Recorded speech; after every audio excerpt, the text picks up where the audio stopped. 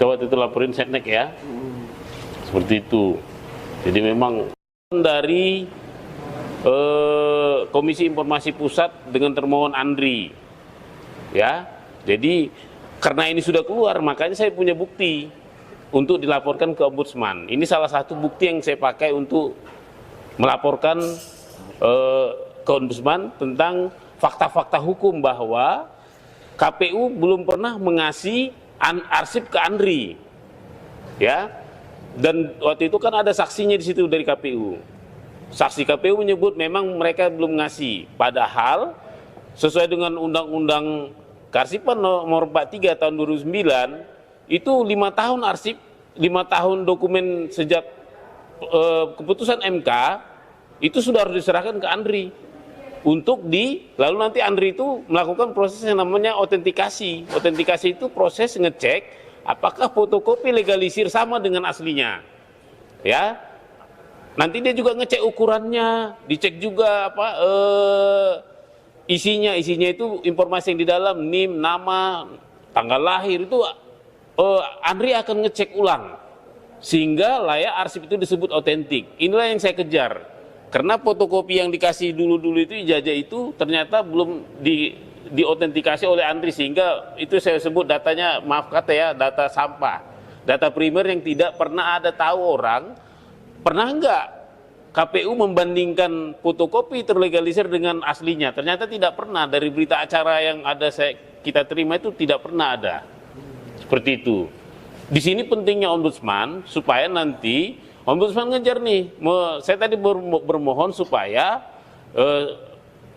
Ombudsman memaksa KPU mematuhi Undang-Undang Kearsipan, ya, supaya nanti KPU menyerahkannya ke Andri, lalu Andri segera melakukan proses autentikasi dengan keilmuan-keilmuannya, dengan arsiparisnya, dengan ahli forensik dokumennya, dengan ahli pendidikannya, dan untuk tahun 2019 dia harus melibatkan ahli dokumen IT forensik. Kenapa? Karena tahun 2019 ternyata sistem sudah berubah. Sistem sudah melibatkan upload, nggak fisik lagi dikasih seperti sebelum-sebelumnya. Ini menjadi ribet. Artinya memang kita harus melihat nanti apakah konsisten arsip-arsip ini, arsip 2005, 2010, 2012, 2014, 2019. Perlu di sini konsistensinya untuk dibandingkan nanti dengan asli yang lagi diupayakan tim kita, teman kita di Solo, sama di pengadilan nanti ya, tim RRT ya. Nah, ini nanti akan menjadi puzzle yang saling melengkapi. Saya akan kumpulkan kopi-kopi terlegalisir, mereka akan mengupayakan aslinya keluar, akhirnya nanti ini akan dicocokkan. Cocok nggak asli dan fotokopi terlegalisir itu? Gitu.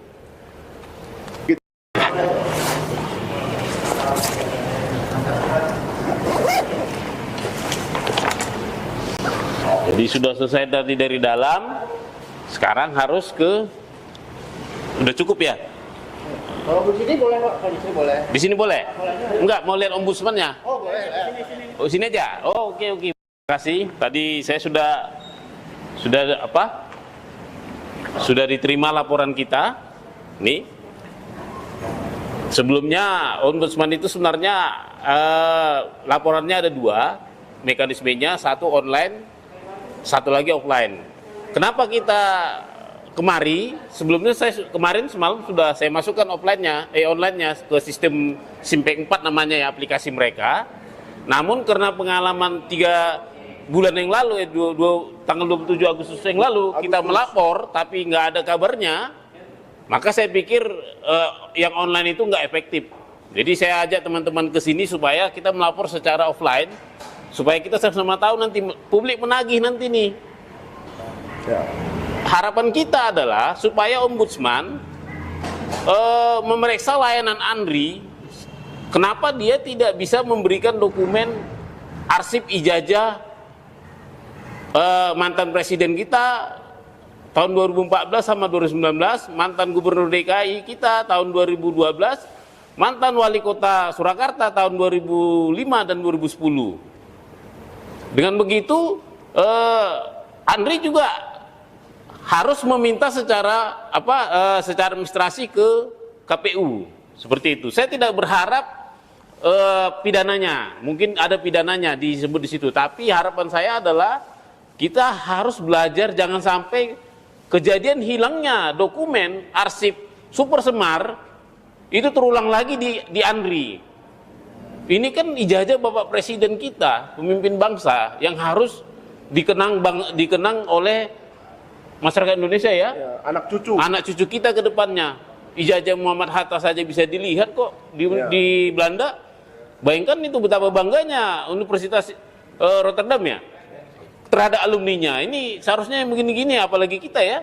Seharusnya kita bangga punya presiden dari UGM lagi. Iya, UGM, Putra Solo. Seperti ya kan? itu. Saya rasa itu aja. Mungkin ada pertanyaan. aja Pak, siapa aja yang dilaporkan Pak? Oke, yang saya laporkan itu adalah pertama pasti ANRI selaku pihak pertama yang memberikan layanan dokumen. Tapi karena dia di sidang kemarin yang sidang putusannya dari KIP menyebut bahwa ANRI tidak bisa melakukan layanannya karena KPU belum memberikan dokumennya, maka saya turut laporkan KPU DKI, KPU Pusat, KPU DKI, KPU Surakarta. Ya. Karena mereka kan satu fungsi. Nah, itu saya pihak laporkannya seperti itu. Harapan saya cuma satu aja seperti tadi, supaya jangan terulang lagi kisah Super Semar yang hilang. Kalau kita baca-baca dari keterangan orang ANRI kan ternyata di ANRI itu ada 4 katanya surat Super Semar yang ngaku surat Super Semar, tapi ternyata keempat-empatnya palsu.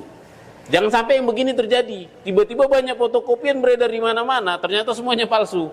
Oh iya. Seperti itu. Makanya kita penting kita runut nanti 2019, 2014, 2012, 2010, 2005, 1985. Ya. Seperti itu. 6 itu harus sama. Harus sama dan konsisten seperti itu. Dan bukan identik ya. Karena dalam dokumen seperti ini tidak ada kata identik sebenarnya. Yang ada otentik atau tidak. Tanggapan Ya. dari Ombudsman yang pada saat pelaporan apa Pak? Jadi saya tadi tanya laporan saya kok kayaknya di peti S kan itu yang tanggal 24 laporan kami. Iya. Dia gagap, dia sendiri cari-cari tuh. Kayaknya filenya udah nggak tahu lagi di mana. Ternyata dari informasi mereka harus ternyata ngendap nunggu itu kita laporkan waktu itu adalah Setnek ya. Setnek kan berdasarkan peraturan presiden dia harus melakukan fungsi kearsipan juga. Tapi saat itu begitu saya bersurat, dia bilang tidak punya itu arsip. Bayangkan di Setnek tidak ada arsip ijazah presidennya. Presiden kita tidak ada. Maka saya laporkan waktu itu kemari. Cuman ya nggak tahu kabarnya, baru katanya nanti akan di follow up. Makanya tadi kita belajar dari pengalaman, saya paksa harus offline. Saya nggak mau online lah, saya bilang nggak ada kabarnya, offline aja. Biar nanti kita yang ngejar ya, seperti itu. Barang bukti apa aja Pak yang dilaporkan ke Ombudsman, yang dibawa ke Ombudsman? Saya bawa barang bukti adalah pertama surat dari Lembaga Kearsipan Daerah Surakarta yang menyatakan dia tidak punya barang, dia tidak punya ijazah wali kotanya tahun 2005 baik 2005 maupun 2010. Yang kedua saya bawa barang bukti surat pernyataan jawaban dari atasan PPID Sekda DKI yang menyatakan bahwa Lembaga Kearsipan Daerah DKI juga tidak menyimpan arsip itu. Dan yang ketiga adalah salinan putusan dari KIP yang menyatakan bahwa ANRI juga tidak punya barang itu. Jadi ini misterius juga ini. Semoga aslinya ya mungkin lebih misterius fotokopiannya daripada aslinya. Kalau aslinya kan udah terlihat kan? Sudah di Polda Jaya. Kalau fotokopiannya yang ada itu justru di KPU. Padahal menurut peraturan perundang-undangan, KPU itu tidak punya legal standing untuk menyimpan ini barang. Retensinya sudah habis 5 tahun. Bahkan menurut undang-undang kearsipan ya, itu maksimum 10 tahun itu sudah harus dikasih ke ANRI. Ya, seperti itu. Apalagi kalau yang tahun 2005-2010 itu masih mengacu pada Undang-Undang Nomor 7 tahun 1971. Begitu selesai dipakai itu harus langsung dikasih ke ANRI. Hanya Undang-Undang Kearsipan tahun Nomor 43 tahun 2009 yang agak ada spare-nya. Ada jawab namanya jadwal retensi arsip yang diatur ya minimal 5 tahun, maksimum 10 tahun baru diserahkan ke ANRI. Seperti itu. Kasih ya teman-teman ya.